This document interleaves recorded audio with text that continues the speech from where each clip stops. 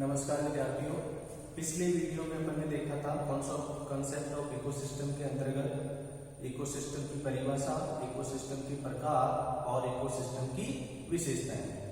आज हम देखेंगे इकोसिस्टम के कंपोनेंट।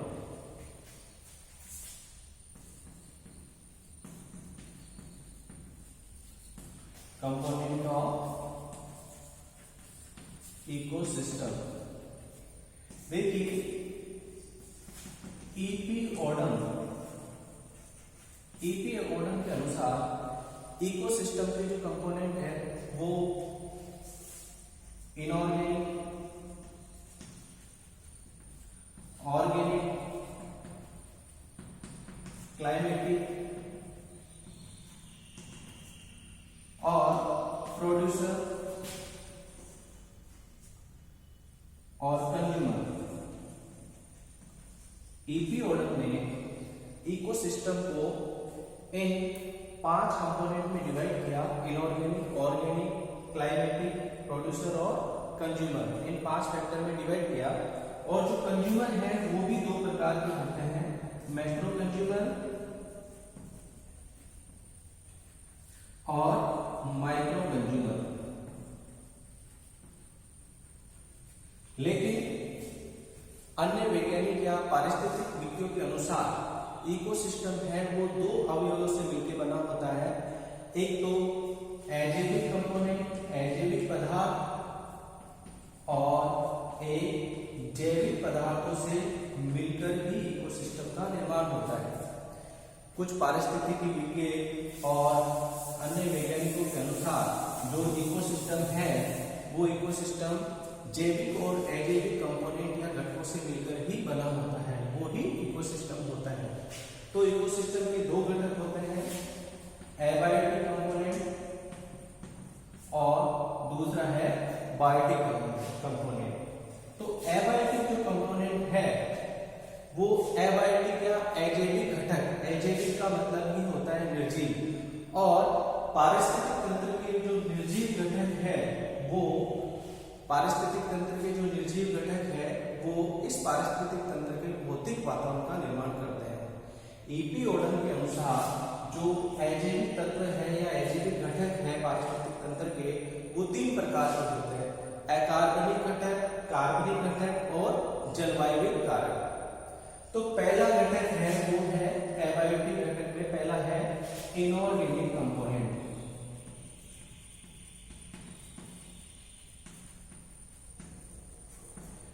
ये जो इनऑर्गेनिक कंपोनेंट है पारिस्थितिक तंत्र या इकोसिस्टम में, जो इनऑर्गेनिक कंपोनेंट है वो carbon, hydrogen, oxygen, nitrogen, phosphorus और सल्फर आदि मिलकर इकोसिस्टम के अकार्बनिक घटकों का निर्माण करते हैं। ये इनऑर्गेनिक घटक बहुत ही आवश्यक होते हैं और वाइटल एलिमेंट्स भी कहलाते हैं। वाइटल एलिमेंट्स भी कहलाते हैं क्योंकि इनकी सहायता से जो उत्पादक होते हैं वो इन इनऑर्गेनिक कंपोनेंट या वाइटल एलिमेंट्स की सहायता से ही जो उत्पादक होते हैं वो जीवन के लिए आवश्यक कार्बनिक पदार्थों का निर्माण करते हैं। तो सर्वप्रथम जो ये इनऑर्गेनिक कंपोनेंट होते हैं वो उत्पादकों द्वारा ग्रहण किए जाते हैं और उत्पादकों से फिर वापस कंज्यूमर्स द्वारा ग्रहण किए जाते हैं और फिर उत्पादक और कंज्यूमर्स द्वारा फिर वातावरण में वापस इसको लौटा दिया जाता है। इस प्रकार एक चक्र का निर्माण होता है। इस प्रकार एक इनऑर्गेनिक कंपोनेंट द्वारा एक चक्र का निर्माण होता है और एक चक्रीय पथ को परिपूर्ण करते हैं। तो चक्रीय पथ को परिपूर्ण करने की वजह से ये जैव भू रासायनिक चक्र का निर्माण करते हैं। तो इस वजह से इनऑर्गेनिक कंपोनेंट पारिस्थितिक तंत्र के महत्वपूर्ण अवयव है। दूसरे प्रकार के जो कंपोनेंट है वो है ऑर्गेनिक कंपोनेंट।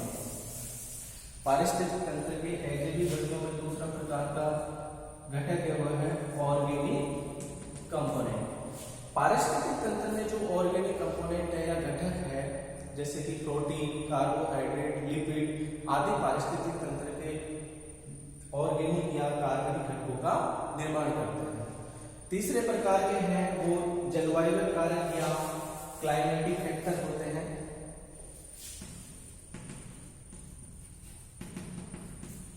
Climatic component. तो पारिस्थितिक तंत्र के जो जलवायु कारक है, जलवायु कारक है, जैसे कि जल हुआ, मृदा हुई, प्रकाश हुआ, तापमान हुआ, वर्षा हुई आदि, ह्यूमिडिटी आदि, ये पारिस्थितिक तंत्र के जलवायु कारकों का निर्माण करते हैं। तो इस प्रकार पारिस्थितिक तंत्र के जो अजैविक घटक है उनमें अकार्बनिक, कार्बनिक और जलवायु कारक, ये तीनों मिलकर पारिस्थितिक तंत्र के भौतिक पर्यावरण या भौतिक वातावरण का निर्माण करते हैं, जो निर्जीव होते हैं और जो सजीवों के साथ रहते हैं और एक पारिस्थितिक तंत्र का निर्माण करते हैं। तो दूसरे प्रकार के जो पारिस्थितिक तंत्र के घटक है वो है बायोटिक या जैविक घटक। बायोटिक या जैविक घटक, बायोटिक या जैविक घटक। देखिए, सभी प्रकार के जीवित सजीव, सभी प्रकार के जीवित जीव या सजीव पारिस्थितिक तंत्र के जैविक घटकों का निर्माण करते हैं और इन जैविक घटकों को इनकी पोषण हैबिट्स के अनुसार, न्यूट्रिशन हैबिट के अनुसार दो प्रकार में डिवाइड किया गया है। पहला ऑटोट्रॉफ और सेकंड है हीटरोट्रॉफ।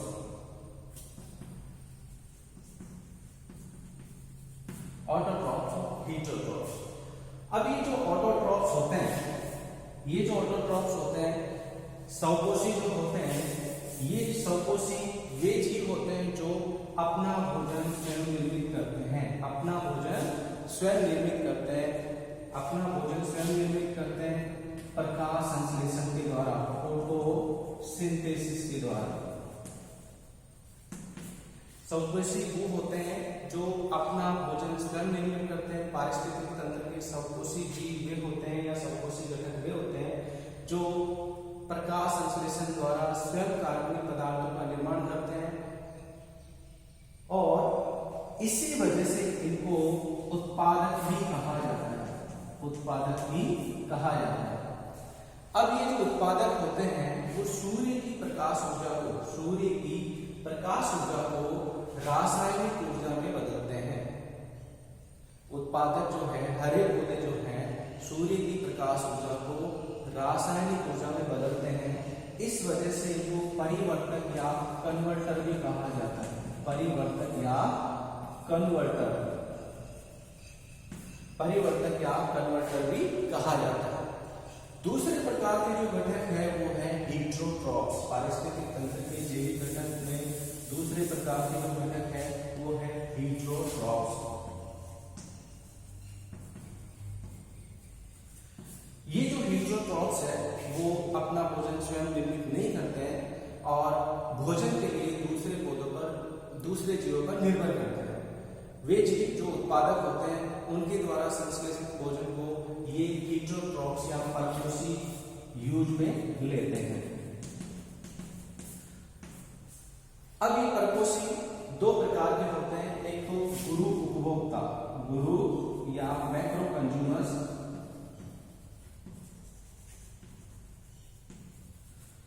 ये मैक्रो कंज्यूमर्स वे होते हैं जो हरे पौधों से सीधे ही भोजन को उपयोग में लेते हैं। ये भोजन ग्रहण करते हैं और उसके बाद उस भोजन का पाचन करते हैं। वे गुरु उपभोक्ता कहलाते हैं।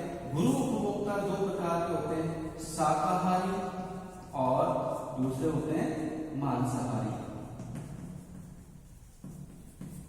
शाकाहारी और मांसाहारी, हर्बीवोर और कार्निवोर।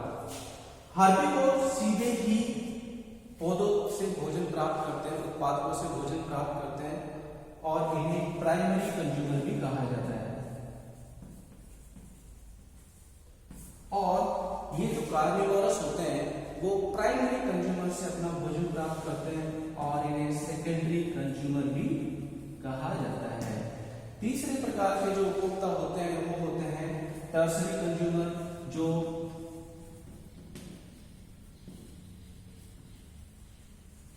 जो सेकेंडरी कंज्यूमर से अपना भोजन प्राप्त करते हैं। नेक्स्ट जो उपभोक्ता है वो माइक्रो कंज्यूमर्स होते हैं, लघु उपभोक्ता।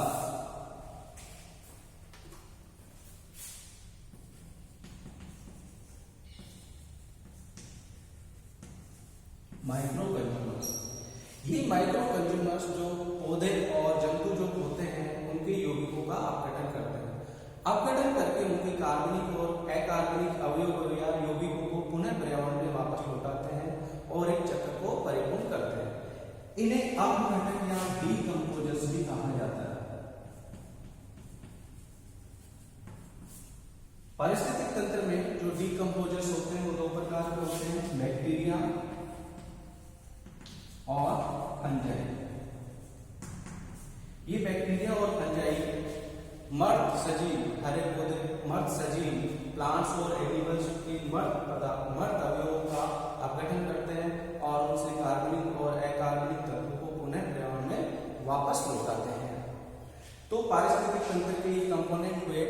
अब अपन देखते हैं किसी पारिस्थितिक तंत्र का उदाहरण, जैसे तालाब पारिस्थितिक तंत्र को लेकर अपन उसकी स्टडी करते हैं। देखिए, जो तालाब जो पारिस्थितिक तंत्र है वो बहुत ही छोटा पारिस्थितिक तंत्र है और किसी पारिस्थितिक तंत्र में पाए जाने वाले संरचनात्मक और क्रियात्मक जो प्रक्रम चलते रहते हैं, चक्र चलते रहते हैं, उनका पूरा समन्वय एक तालाब पारिस्थितिक तंत्र में होता है। और ये जो तालाब जो पारिस्थितिक तंत्र है सभी प्रकार के पारिस्थितिक तंत्र की तरह ही जैविक और अजैविक घटकों से मिलकर बने होते हैं। तो एक पॉन्ड जो इकोसिस्टम होता है सबसे छोटा पारिस्थितिक तंत्र होता है।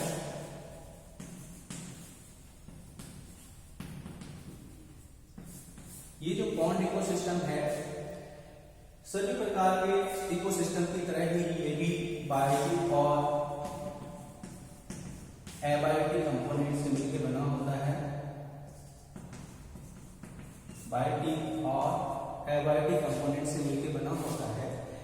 इस जो पारिस्थितिक तंत्र के तालाब जो पारिस्थितिक तंत्र के जो एबायोटिक कंपोनेंट है वो वही इनऑर्गेनिक, ऑर्गेनिक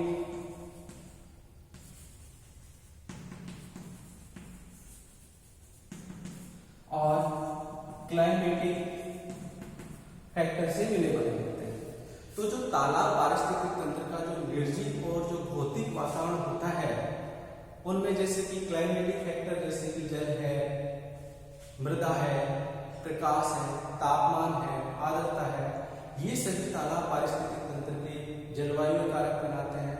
और इनमें जो जैसे CO2 हुआ का CO2, oxygen, hydrogen, phosphorus, sulphur, protein, carbohydrate, lipid, ये सभी तत्व सभी यौगिक तालाब पारिस्थितिक तंत्र के कार्बनिक तथा अकार्बनिक पदार्थों का निर्माण करते हैं। ये सभी पदार्थ मिलकर तालाब जो पारिस्थितिक तंत्र है उसका भौतिक वातावरण, भौतिक पर्यावरण का निर्माण करते हैं। ये सभी अकार्बनिक, कार्बनिक और जलवायु कारक या तो तालाब के जल में विलयशील अवस्था में पाए जाते हैं, कुछ तत्व तालाब की तली में भी पाए जाते हैं। दूसरे प्रकार के जो तत्व होते हैं तालाब पारिस्थितिक तंत्र के वो है बायोटिक कंपोनेंट। उसी प्रकार से जैसे सभी पारिस्थितिक तंत्र बायोटिक कंपोनेंट में स्वकोषी और परकोषी से मिलकर बने होते हैं, तालाब में भी स्वकोषी और परकोषी पाए जाते हैं। तालाब में जो स्वकोषी होते हैं ऑटोट्रॉफ्स होते हैं वो दो प्रकार के होते हैं। पहला है रूटेड और फ्लोटिंग, रूटेड और फ्लोटिंग प्लांट्स। तालाब में कुछ ऐसे पौधे होते हैं जो सबमर्ज भी होते हैं, रूटेड होते हैं और तालाब के सतह पर तैरते भी रहते हैं। वो प्रकाश संश्लेषण द्वारा भोजन का निर्माण करते हैं। अब ये रूटेड और फ्लोटिंग जैसे कि यूट्रिकुलेरिया, वेलिफेरिया, पिस्टिया, टाइफा एंड ट्रापा, ये तालाब के रूटेड एंड फ्लोटिंग प्लांट्स हैं जो प्रकाश संश्लेषण द्वारा अपना भोजन स्वयं बनाते हैं और अपने लिए और उपभोक्ता के लिए भोजन का निर्माण करते हैं। सेकंड जो उपभोक्ता होते हैं वो है फाइटोप्लैंक्टन। फाइटोप्लैंक्टन तालाब पारिस्थितिक तंत्र के फाइटोप्लैंक्टन है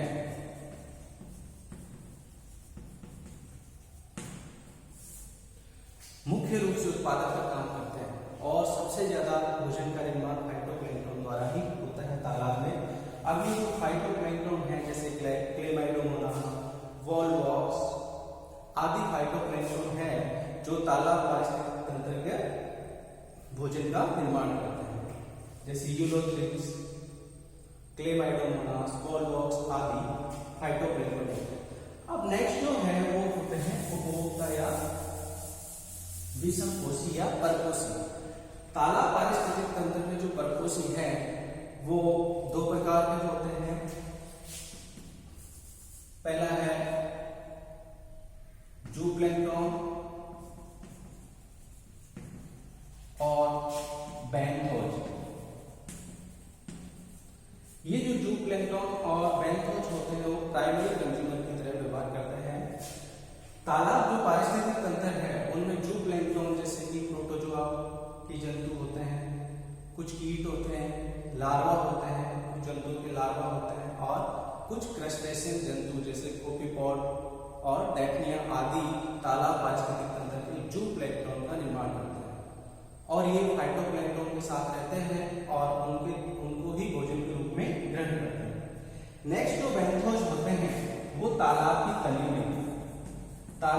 तली में पाए जाते हैं और मुख्य रूप से जो बैंथोज एनिमल्स होते हैं जो तालाब में पाए जाते हैं वो कुछ एंगलिड्स और मोलस्क होते हैं। नेक्स्ट जो कंज्यूमर है वो है सेकेंडरी कंज्यूमर।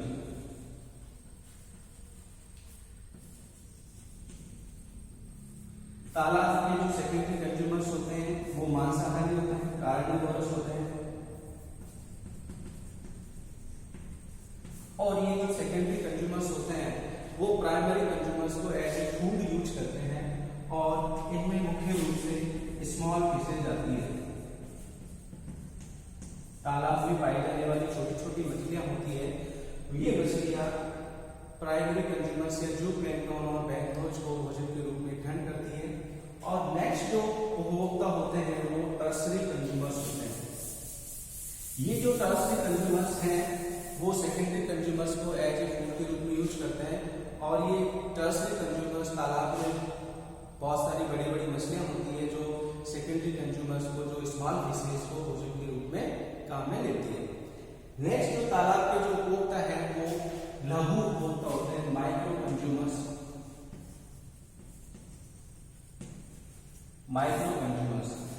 जैसे कि सभी पारिस्थितिक तंत्र के जो माइक्रो कंज्यूमर्स होते हैं वो अपघटक होते हैं, इसी प्रकार तालाब के पारिस्थितिक तंत्र में भी जो माइक्रो कंज्यूमर्स है या लघु उपभोक्ता है वो अपघटक होते हैं जो मर्द पौधों और जंतुओं के अवयवों का अपघटन करके उनसे कार्बनिक और अकार्बनिक पदार्थों को पुनः तालाबी पारिस्थितिक तंत्र में छोड़ते हैं। इस प्रकार इन तत्वों का चक्रण चलता रहता है और बैक्टीरिया और फंजाई दो मुख्य रूप से अपघटक होते हैं तालाब पारिस्थितिक तंत्र